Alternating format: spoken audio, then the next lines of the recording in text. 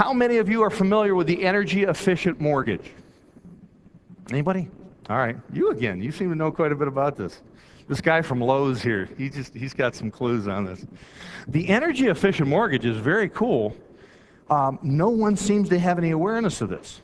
What we have is an opportunity to fund at 100% energy improvements in the home that are deemed, we do an energy audit. We use someone called a HERS rater. Are you familiar with that? H-E-R-S. I'm going to write that down. HERS rater. That stands for Home Energy Rating System Rater. They do an energy audit.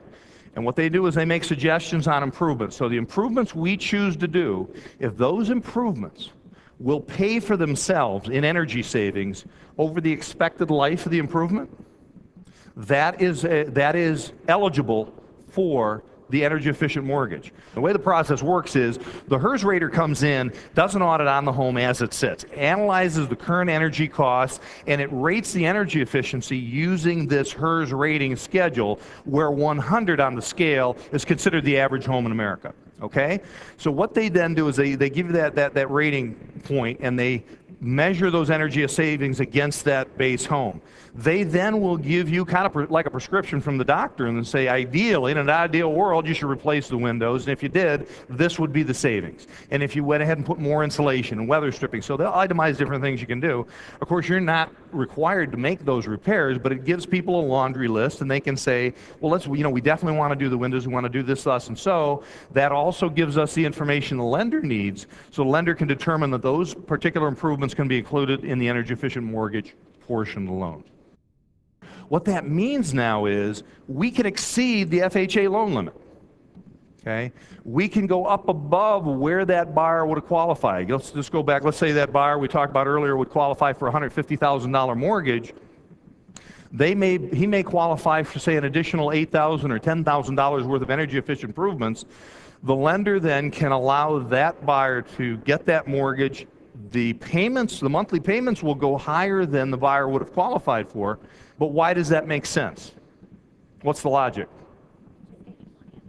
That's right, the utility costs are lower, so we can afford a little bit more, and in the long run, it's one more little step where America is reducing its energy dependence. Does that make sense? Now, how many of you think that might be a benefit to help qualify somebody for a little more home? How many people would like to make those kind of improvements in a home they're buying? It can be added right onto their mortgage. Does that make sense to you? Absolutely. What happens in the appraisal process? First of all, the appraiser does not come in until we have the scope of work defined, okay? And that means we've got itemized everything that's going to be done, and we also have firm prices from a qualified contractor to do that. So the appraiser now comes in with that information, takes a look at the home, and is certainly going to take a look at the home on the basis of its value as it sits. But more importantly, the appraiser gives us what's referred to as a subject to appraisal. Similar, think about it. Any of you sell new homes? You ever get involved in the new homes end of things? What happens is we often have a set of blueprints in a building site, and the appraiser looks at it and says, okay, based on these specifications, this home's going to be worth this much money when it's done. Very similar to what we're doing. We've got this home here. We're going to make these improvements. This is what the home is going to be worth when it's done. Here's what's interesting, though. With the 203K, the FHA will allow us to take that subject to or completed appraised value. They will allow us to go up to 110% of that value for the total loan value. All right, in the 203Ks, we have two popular flavors that are available. So we have the standard, we'll call the standard and the streamline. Now the difference between the two, if you look at the photos there, what you'll see is the one home has an addition going on. So that would represent which are these two? The standard, exactly. So the key is, I'm just going to kind of give you the fundamental distinctions. In our training, we get into a lot of depth comparing the two and all the details, but fundamentally, with the standard, if there's anything structural we want to do, so we want to do an addition, we want to raise the roof, you literally, in the extreme, you could have a home that was just a foundation left. Something bad happened here. That's all that's left. You could rebuild the whole home with a standard 203K. Again, as long as you didn't exceed that loan limit, of course what the buyer's qualified for, and the maximum construction time can be 6 months. In the case of the Streamline, what we have is an easier process. It's a speeded up, it's an easier payment process. We don't have to have, we're not mandated to have a special 203K consultant brought in. The paperwork is easier and faster, so many lenders will offer the 203K Streamline. Fewer lenders are actually doing the standard of the full 203K.